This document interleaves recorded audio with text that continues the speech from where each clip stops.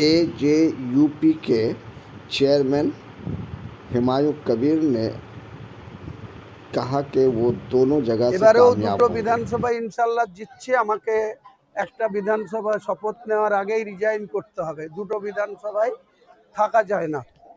তো আমাকে রেজিনগরের মানুষ বলছে এটা থাকতে হবে। আমাদের নওদার মানুষ যে আবেগ নিয়ে আমাকে ভোটে দাঁড় করিয়েছে, ভোট করেছে, নওদার মানুষের ডিমান্ড না করলেও আমি নওদাটাতেই থাকবো, রেজিনগরটা ছাড়বো। রেজিনগরটা রিজাইন দেওয়ার পর 6 মাসের মধ্যে বাই ইলেকশন হবে ইনশাল্লাহ। আবার রেজিনগর বিপুল ভোটে আমাদের প্রতি আস্থা রেখে রেজিনগরের মানুষকেও যাতে আমাদের দোয়া করে, আমাদের সাপোর্ট করে, সেটা নিশ্চয়ই হবে।